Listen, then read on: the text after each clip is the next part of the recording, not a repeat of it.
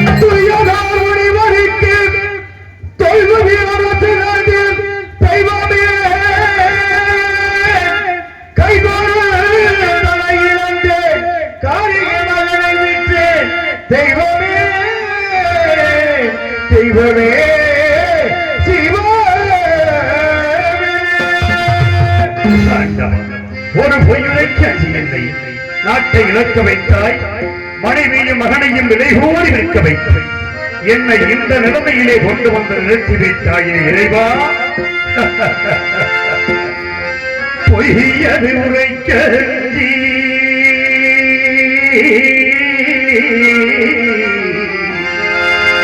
பொய்யது உரைக்க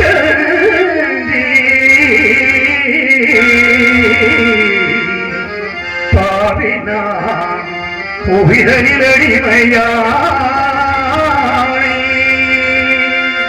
பொய்யது உரைக்கலஞ்சி நான் புவிதனில் அடிமையானே. வையகமெல்லாம் காத்தனா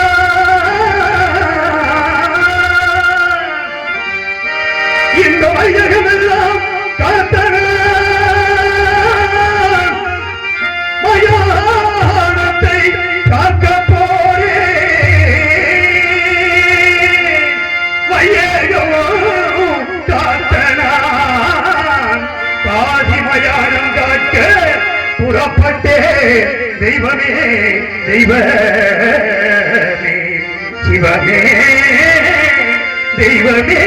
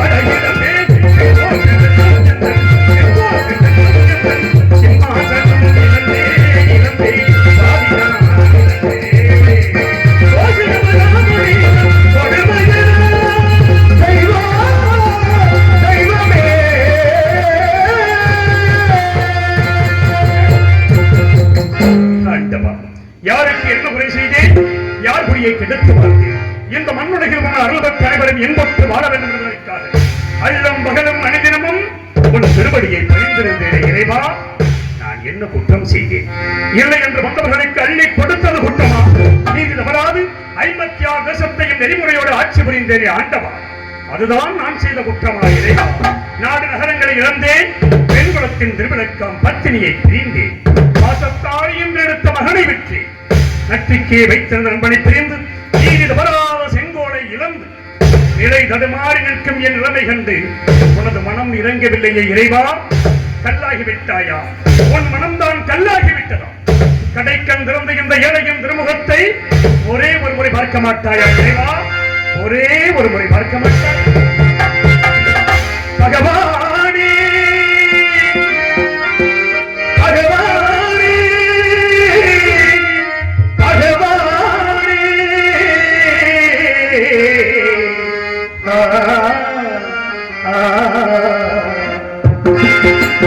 பகவானே மௌனம், பகவானே மௌனம், இது யாவும் பகவானே மௌனம், இவையாவும் நீதிதானோ பகவானே மௌனமே.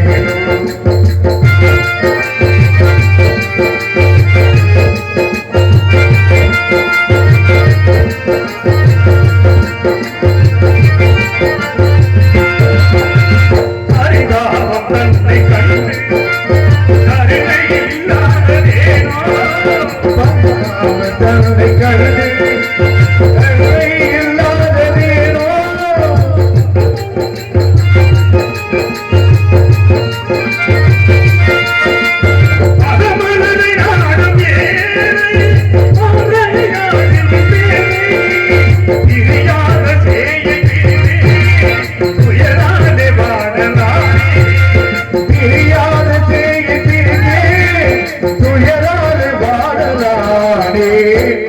பகவானே பௌர்ணமியே பகவானே பௌர்ணமியோ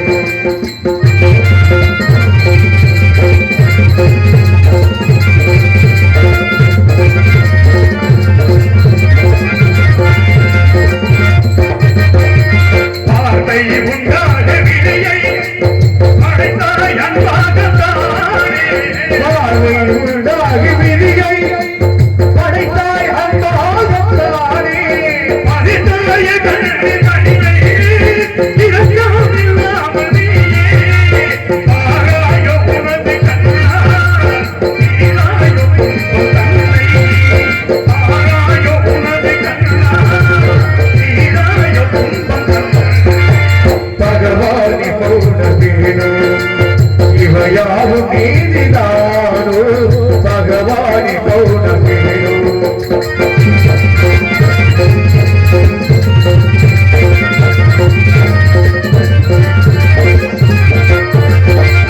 மனக்காலம் வந்த தேவா தேவா தேவா மனக்காலம் வந்த தேவா இரவை படைத்த தேவா பகவானும் கருத தேவா இரவை படைத்த தேவோ திடீரென மாய செய்யும் திடீரென மாண்டவா விதியான மாய செய்யும் தனியாய் வாழலாம் திடீரென வாடும் போதே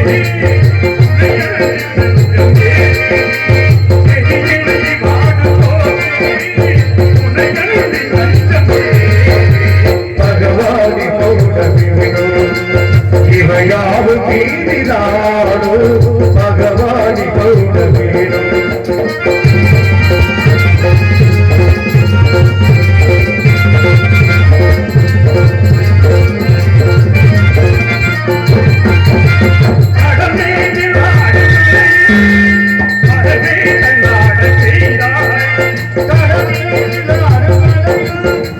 படகை தள்ளாடச் செய்தாய்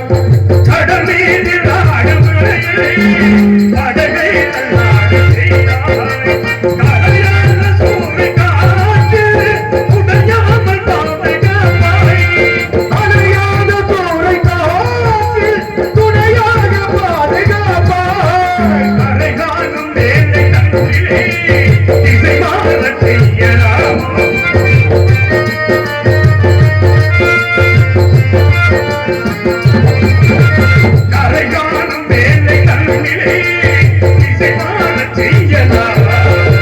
பகவானே பௌர்ணமியோ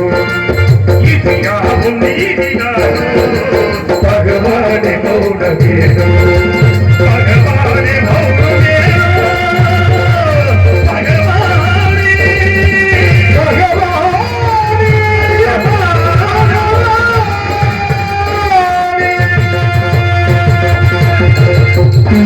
அயோத்தி மாநகரத்திலே என்னுடைய மகன் தேவதாசனுக்கு பிறந்த நாள் விழா 55 தேசத்தரசனம் சுட்டி அமர்ந்திருக்க அவ்வப்போது ஆலோசனை சொல்ல அமைச்சர்கள் இருக்க ரத்தின சிம்மாசனத்தில் அமர்ந்து தேச விசாரணை செய்து கொண்டிருந்தேன் ஒரு நாள். அப்பொழுது தவத்தில் சென்ற விஸ்வாமித்திர முனிவர் என் கொடுமண்டபத்திற்கு வந்திருப்பதாக காவலம் மூலம் அறிந்தேன். உடனே அண்ணவரை எதிர்கொண்டு அழைத்து வந்தேன். ஆசனத்தில் அமரச் செய்தேன். சுவாமி, தாங்கள் என்னை நாடி வந்த காரணம் யாது சுவாமி என்றேன். ஹரிச்சந்திரா, உனக்காகவும் உன் நாட்டின் நலனுக்காகவும் யாரும் செய்ய போகிறேன். அதற்கு கொஞ்சம் திரவியம் வேண்டும். அதை உன்னிடத்தில் பெற்று போக வந்தேன் என்று தெரிவித்தார்.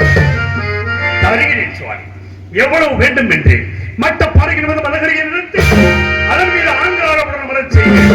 அவன் கையிலே வெள்ளி கவன் கொடுத்து அதில் மாணிக்க கல் வைத்து சுழற்றி எறிந்தான். அந்த மாணிக்க கல்லானது மேலே சென்று கீழே வந்து விழுந்து எழுந்தோறும் திரவியம் தர வேண்டும் என்று அறிவித்தார். அவர் கேட்டபடி நான் திரவியத்தை கொடுத்தேன். ஹரிச்சந்திரா, நான் வசிப்பது ஆரண்யம். இத்திரவியத்தை அங்கே நான் வைத்துக் கொள்ள முடியாது. யாகத்திற்கு முகூர்த்த நாள் முடிவு செய்த பிறகு வந்து எடுத்து செல்கிறேன். அதுவரையில் உன்னிடத்தில் இருக்கட்டும் என்றார். தங்களை போன்ற மகான்களுக்கு கொடுத்த பொருளை மீண்டும் நான் வைத்துக் கொண்டால் நன்னிலை வாயில் நகரற்று போவதாக சுருதிகள் புரிகிறபடியால் இப்பொருளை நான் வைத்துக் கொள்ள அருகதை இல்லை. தயவு செய்து தாங்கள் எடுத்துச் செல்லுங்கள் என்று. கவலை வேண்டாம். உன்னுடைய கனையாடி மோதிரத்தில் என்னுடைய ருத்ராட்சமலை அடையாளமாக வைத்தால் தோஷமில்லை. அதன்படி செய்யலாம் செய்துவிட்டு முனிவர் சென்ற சிறிது நேரத்தில் ஆசார வாசலிலே குடிமக்கள் அபயம்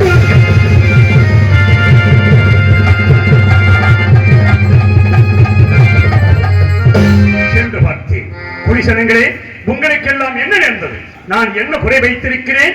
எதற்காக அழுது புலம்புகிறீர்கள் என்று. மன்னா, நாங்கள் இந்த பெயர்களை எல்லாம் கொடிய மிருகங்கள் வந்து அழித்து விட்டது. மன்னா மன்னா மன்னா, எனது மனம் வேதனை அடைந்தது.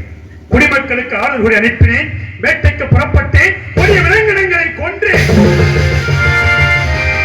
வேட்டையாடிய கலக்கத்தால் திருக்குள கரையோரம் ஆலமரத்தின் அடியில் எனது பத்தினி சந்திரமதியின் மடியில் சிறிது நித்திரையில் இருந்தேன். அங்கே அடாத கனவு ஒன்று கண்டு திடுக்கிட்டு எழுந்து பார்த்தேன். 2 நடன மாதர்கள் என் முன் வந்து என்றார்கள். மாதர்கள், நீங்கள் யார்? உங்கள் ஊர் பேர் என்ன? என்னை நாடி வந்த காரணம் என்னவென்று கேட்டேன். மன்னா, நாங்கள் வசிப்பது இமயகிரிச்சாரன். என் பெயர் சரசவல்லி, இவள் பெயர் காமவல்லி. எங்களுக்கு பரதமும் சங்கீதமும் தெரியும். அதை தங்கள் சமூகத்தில் நடித்தும் படித்தும் காட்டி தக்க சன்மானம் பெற்று போய் வந்தோம் என்று தெரிவித்தார்கள். எங்க ஆடுங்கள் பாடுங்கள் என்று ஆடினார்கள். சிறப்பாக இருந்தது. இவர்களுக்கு பொன்பொருளை வாரி கொடுங்கள் என்று சொல்லி அனுப்பியே. ஆனால் பொன்பொருள் எங்களுக்கு தேவையில்லை. எங்கள் இருவரையும் நீங்கள் மனம் செய்து கொள்ள வேண்டும் என்றும் பேச்சு மாலையையும் பூச்சக்கர குறையையும் கேட்கிறார்கள். சண்டார்கள் என்று அடித்து துரத்தும்படி அவர்கள் சில சிறு நேரத்தில் விஸ்வாமித்திர முனிவர் கடும் கோபத்தோடு வந்து என் திருமுடியை காலால் ஏற்றி மணிமணி மண்ணிலே சாய்ந்து விட்டது என்று கூட நான் கவலைப்படவில்லை. அதற்கு மாறாக எனது நெஞ்சம் இந்த திருமுடியிலே பதித்திருக்கின்ற நவரத்தின கற்கள் முனிவரின் பாதத்தை புண்படுத்தியதோ என்று பாதத்தை தொட்டே சண்டா, நான் அனுப்பிய மாதர்களை ஏன் அடித்து துரத்தினாய்? என் கோபம் தீர வேண்டும் என்றால் அந்த மாதர்கள் இருவரையும் நீ திருமணம் செய்து கொள்ள வேண்டும் என்றார். அனைத்தும் உணர்ந்த தாங்களாய் இவ்வாறு கூறுவது. நான் திருமணம் முடித்தவன். எனக்கு ஒரு மகன் இருக்கிறான் சுவாமி. எல்லாவற்றையும் அறிந்த தாங்கள் அறியாதது போல் பேசுகிறீர்களே. வேண்டாம். அதற்கு மாறாக கண்ணை வேண்டியும் ஈகிவேன் காக்கின்றேன். கண்ணை வேண்டியும் ஈகிவேன் காக்கின்றேன். கண்ணை வேண்டியும் ஈகிவேன் காக்கின்றேன். கண்ணை வேண்டியும் ஈகிவேன் காக்கின்ற மண்ணை வேண்டிய பாகுரன் ஈகிவேன். கண்ணை வேண்டிய சென்ற குறைக்குள்ள மண்ணை வேண்டிய சென்று குறைக்குள்ள பெண்ணை வேண்டிய சீருய மாணவ கண்ணை வேண்டியும் ஈகிவேன் காக்கின்ற மண்ணை வேண்டிய பாகுரன் ஈகிவேன். கண்ணை வென்றும் பெறுவேன், காக்கின்ற மண்ணை கேட்டாலும் பெறுவேன். ஒரு பொழுதும் அந்த மாதர்களை அடைய மாட்டேன் என்றேன். ஹரிச்சந்திரா, உன் கண்கள் நினைக்கிறதற்கு நீ கூறியபடி 56 வருஷத்தை எனக்கு தாரை பார்த்து கொடு என்றார். ஒரு வார்த்தை உபமானத்திற்காக சொன்னேன். இல்லை என்று சொன்னால் சொல் தவறியதாக போய்விடுமோ என்று கருதினான். அன்பு மனைவி தாராபதியை கண்டியிலே ஜலம் கொண்டு வர செய்து முனிவருக்கு அபயமாக 56 தேசத்தையும் தாரை பார்த்துக் கொடு. சற்று நேரம் கழித்தபின், ஹரிச்சந்திரா, நீ யாகத்திற்கு கொடுத்தாய் அல்லவா திரவியம், அதை இப்பொழுது கொடு என்றார். அந்த திரவியத்தை அரண்மனையிலே களஞ்சியத்தில் வைத்து பூட்டியவாறு இருக்கிறது, எடுத்துக் கொள்ளுங்கள் என்றேன். நீ நாடு நகரங்களை தாரை பார்க்கும் பொழுது பொருள் நீங்களாக தாரை பார்க்கவில்லை. இல்லை என்று சொல்லிவிடு, போய்விடுகிறேன் என்றார். இல்லை என்று சொல்ல மாட்டான் இந்த ஹரிச்சந்திரன். எனக்கு ஏதாவது ஒரு தவணை கொடுங்கள், தவணைக்குள் தங்களுக்கு சேர வேண்டிய திரவியத்தை நான் கொடுத்து விடுகிறேன் என்றேன். ராஜகடு 48 நாட்கள் தவணை தருகிறேன். யாகத்திற்கு செல்கிற திரவியத்தை நட்சத்திரங்களை முன்னோடு அனுப்பி வைக்கிறேன், அவளுக்கு கொடுத்துவிடு என்றார். நான் சம்மதித்து இந்த நாட்டை விட்டு போவதற்காக ஒரு அடி எடுத்து வைத்தேன். ஹரிச்சந்திரனில் நாடு நகரங்களை கொடுத்து விட்டேன். பொன்பொருள் தருவதாக தங்களுக்கு வாக்கு கொடுத்திருக்கிறேன். மீண்டும் நான் என்ன கொடுக்க வேண்டும் சொல்லுங்கள். உன்னை இந்த ராஜபடிகள் இந்த நாட்டை விட்டு போக நான் சம்மதிக்க மாட்டேன். நான் கொடுக்கும் காவி வஸ்திரத்தை அணிந்துதான் நீ செல்ல வேண்டும் என்றார். நாடு நகரம் எனது உயிரிழமையான குடிமக்களை எல்லாம் நான் பிரிந்து செல்லப் போகிறேன். எனக்கு இந்த ராஜமுடியா பெரிது, தாராளமாக கொடுங்கள் என்று கூறிய நான் கண்டிபத்திரம் இழந்தேன், காவிபத்திரம் புனைந்தேன், கண்டிபத்திரம் இழந்தேன், காவிபத்திரம் புனைந்தேன், கண்டிபத்திரம் இழந்தேன், காவிபத்திரம் புனைந்தேன், காளி கொடுத்தேன், காளி கொடுத்தேன், வானவிலும் இழந்தேன், காளி கொடுத்ததே வானவிலும் எழுதி பாதிதான் இழந்தே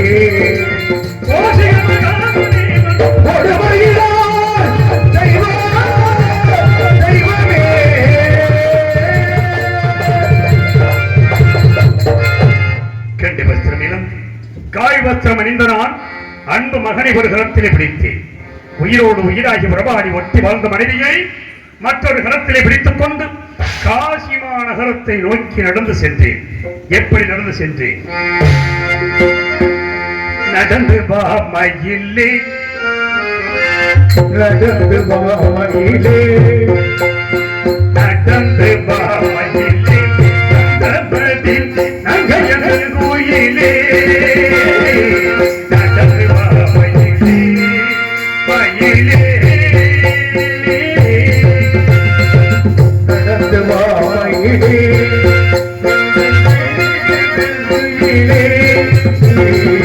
நடந்து வா மயிலே.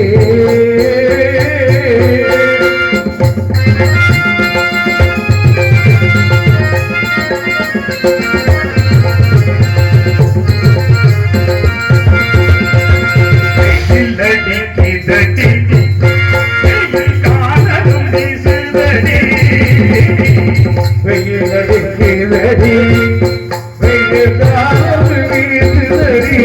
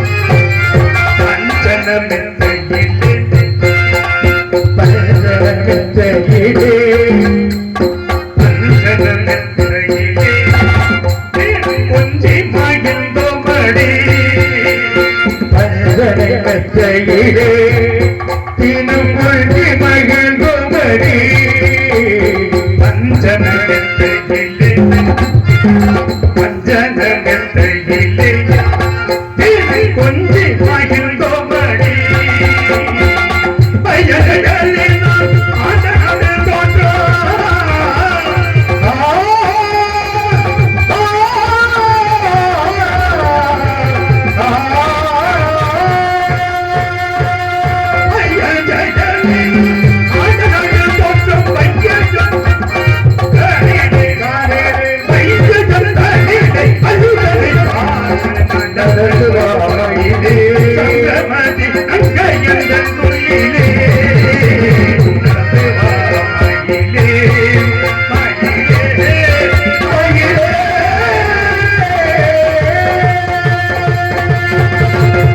இப்படியாக நடந்து சென்று காசி மாநகரத்தை அடைந்தேன்.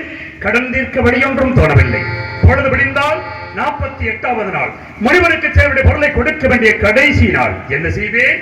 வழி தெரியாமல் அழுது புலம்புவதை பார்த்தால் என் மனைவி தாராது. எதற்காக அழ வேண்டும் சுவாமி?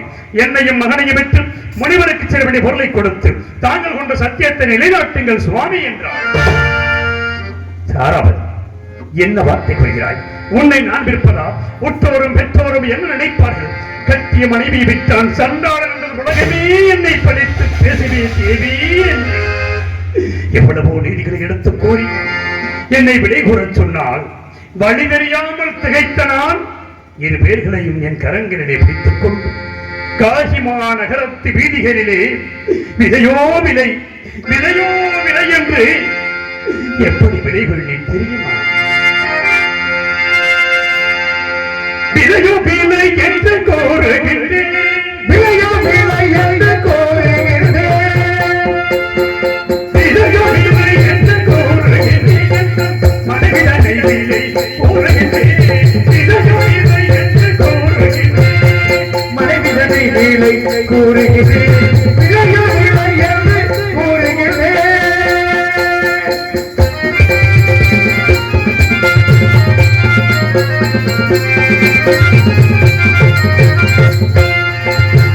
காசியில் வாழும் கனவாகவே கண்ணன் காளியை விலை கோருகின்றேன், காசியில் வாழும் விலை கூறுகிறேன், காசியில் வாழும் கனவாகவே கண்ணன் காளியை விலை கோருகின்றேன், வேண்டைய வேலையில் செய்திடுவார் வாங்க விருப்பமோ விலை கேட்கிறேன், வேண்டிய வேலையில் செய்திடுவார் வாங்க விருப்பமோ விலை கேட்கிறேன், விலையோ விலை என்று கோருகின்றேன், விலையோ விலை என்று கூறுகிறேன்.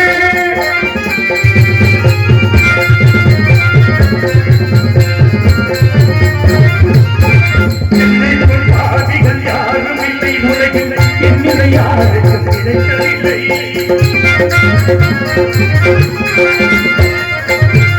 என்னை போல் பாவிகள் யாரும் இல்லை உலகில், என்னிலை யாருக்கும் கிடைக்கவில்லை. வேண்டிய வேலையில் செய்து வாழ்வாங்க விருப்பமோ விலைக்கே. அந்த பாவிகளாமை தரத்தில் வேலையில் உள்ள கொடியை விற்கும் நிலையானே. விலையோ விலை என்று கூறுகின்றேன். காசி மாநகரத்து வீதிகளிலே விலையோ விலை விலையோ விலை என்று என் மனைவியும் மகனையும் கரங்களிலே பிடித்துக் கொண்டு தெரு தெருவாக விலை கூறினேன். ஆனால் யாருமே விலைக்கு வாங்க முன் வரவில்லை. இறுதியாக இருப்பது அந்தணர் வீதி. அந்தணர் வீதிக்கு அழைத்துச் சென்று ஆடு மாடுகளை விலை கூறுவதைப் போல், சந்தையிலே காய்கறிகளை விற்பதைப் போல் மீண்டும் விலை கூறினேன். இந்த உலகம் அறியாத புதுமையா? உலகம் அறியாத உலகம் அறியாத புதுமை என் உடற்பொருளாவியை ஜகனுக்கு நிற்பது. இந்த உலகம் அறியாத புதுமை புதுமை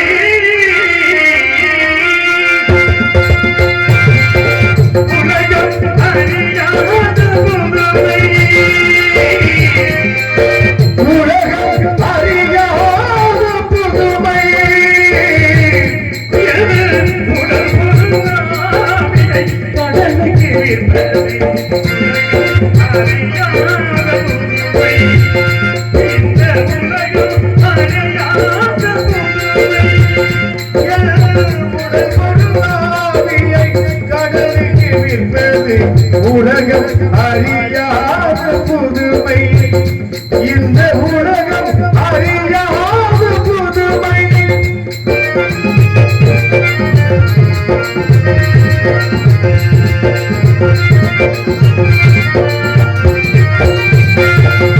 அலைகடல் மேவும் துரும்பதைப் போல, யானை வாயில் கடும்பதைப் போல, அலைகடல் தேவம் துரும்பதை போல, யானை நாகினில் கரிப்பினை போல, விலையோ விலை, விலையோ விலை, உலகம் அறியாத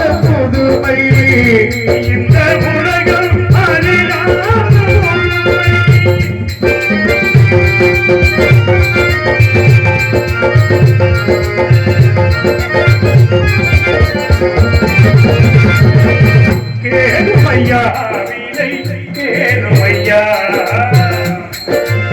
கேளுமையா விலை கேளுமையா கேளுமையா விலை கேளுமையா வாழ பிறந்தோ நிலை பாருமையா கேளுமையா விலை கேளுமையா வாழ பிறந்தோ விலை பாருமையா தன்மானம் என்னாலும் தன்மானம் எண்ணியே என் மானம் காக்கவே பிறந்தவனன்றோ. மானம் காக்கவே பிறந்தவனன்றோ.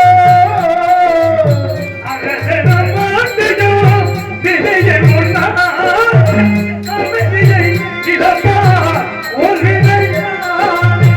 அரசனமாட்சியும் விதியும் நானே அமைதியை இழப்பார் உள்வினையானே.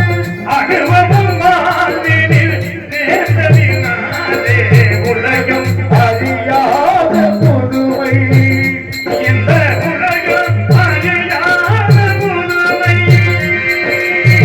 பெருமையம் விடை கேளுமையா. இதை கேளுமையா.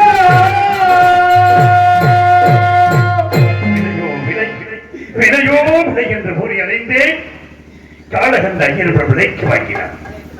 அன்பு மனைவியும் மகனையும் என் கண்ணெதிரே அடித்து இழுத்துச் சென்றார். அந்த பொருளை பெற்ற நான் தரகடத்தில் கொடுத்துவிட்டு பட்டகடன் தீர்ந்து விட்டது என்று மன அமைதியோடு இருந்தேன். மனிதன் நினைப்பதுண்டு வாழ்வு நிலைக்கும் என்று, இறைவன் நினைப்பதுண்டு பாவம் மனிதன்.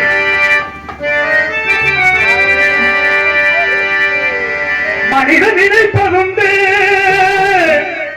வாழ்வு நிலைக்கும் என்று, இறைவன் நினைப்பதுண்டு பாவம் மனிதன் என்று. மனிதன் நினைப்பதுண்டு வாழ்வு நிலைக்கும் என்று, மனிதன் நினைப்பதுண்டு வாழ்வு நிலைக்கும் என்று, இறைவன் நினைப்பதுண்டு பாவ மனிதன் என்று. மனிதன் நினைப்பதுண்டு வாழ்வு நிலைக்கும்.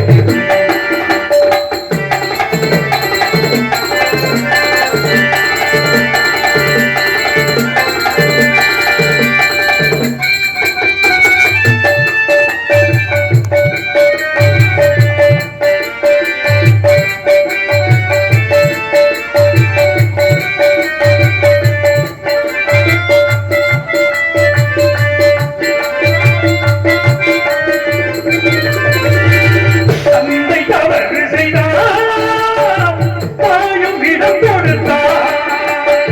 தந்தை தவறு செய்தார் தாயும் இடம் கொடுத்தார். வந்து பிறந்து விட்டார் பந்தம் வளர்த்து விட்டார். வந்து பிறந்து விட்டோம் பெரும் பல்த வளர்த்து விட்டோம். அழுது துடிக்கின்றது மயக்கம் வருகின்றது. அது லாபம் என்ன அவள் ஆட்சி நடக்கின்றது. மனிதன் நினைப்பதுண்டு வாழ்வு நிலைக்கு என்று.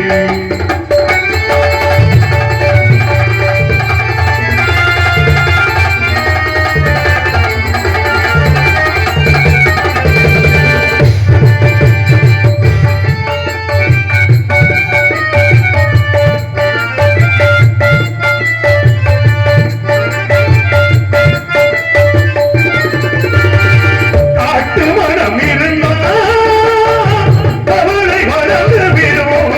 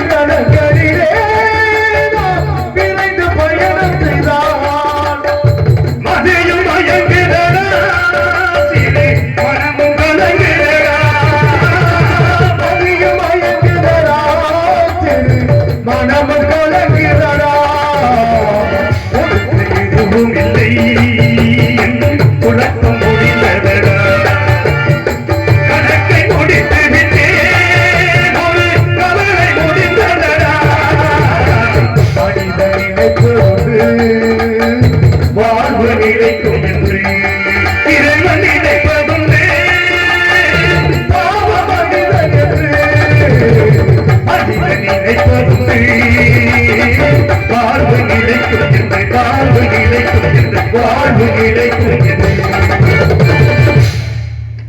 பட்டகரம் தேர்ந்தப்பட்ட மன அமையோடு இருந்து நட்சத்திரர்கள் ஓடோடி வந்தார். ஹரிச்சந்திரா, உன்னோடு 48 நாள் கஷ்டப்பட்டு வந்திருக்கிறேனே, எனக்கு என்ன வரப்போகிறாய்? 16,000 பொன் கொடுத்தாருடைய, இல்லை என்றால் அந்த பொருளை மணிவரைக்கு கொடுக்க மாட்டேன், நான் வைத்துக் கொள்வேன் என்றார். என்னிடம் இனிமேல் என்ன இருக்கிறது? எதை வைத்து தங்களுக்கு கொடுப்பேன் என்று. ஏன் இல்லை? நீ இருக்கிறாய் அல்லவா, உன்னை விட்டு கொடுக்கலாம் அல்லவா என்றார். என்னை நான் மறந்து விட்டேன், யாரிடமாவது விலை கோரி என்னை விட்டு கொடுக்கிறேன் சுவாமி. அன்பு மந்திரி சத்தியகீர்த்தி அழைத்தேன், என்னையும் இந்த காசி மாநகரத்து வீதிகளிலே யாரிடமாவது விலை கோரி விட்டு விடுங்கள் என்று. மனம் சூழ்ந்து விலை கூற முடியாத மந்திரியார் மூர்ச்சியாகி கீழே சாய்ந்து விட்டார். இந்த பாவியாகிய நான் என்னை நானே விலை கூறி சென்ற பொழுது மெதற்கு காஜ வேணும் நிசனுக்கு அடிமையானே, நிசனுக்கு அடிமையானே, மெதற்கு காஜ வேணும் நிசனுக்கு அடிமையானே, காரிருமையான காட்டு, காரிருமையான காட்டு, காரிருமையான காட்டு, காவல் கொண்டே சிவமே சிவமே சிவமே.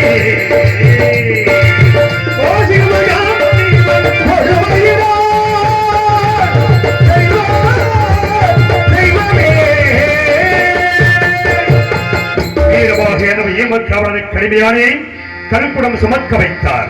தவறை கீழே விழுந்தது. இறந்த கன்றை அறுக்க செய்தார். அறுக்கும் பொழுது கத்தியானது கையிலே அறுபற்ற பார்த்தார். கம்பால் அடித்தார், காலால் மிதித்தார்.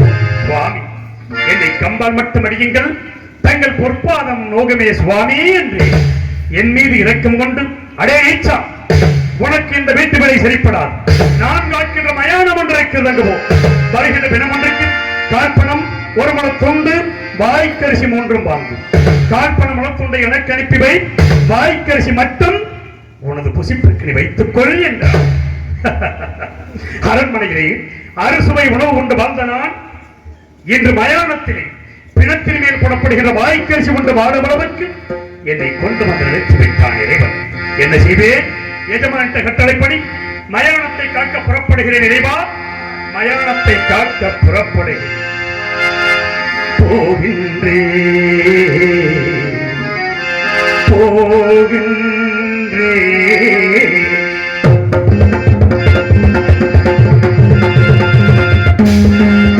விதிவழியோடு மதிவழியோடு விதிவழியோடு மதிவழியோடு எதிவழி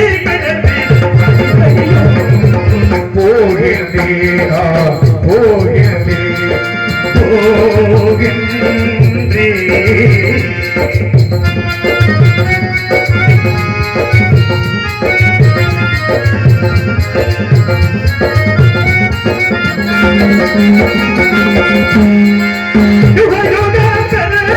நாடகமாவே யுக யுக பெற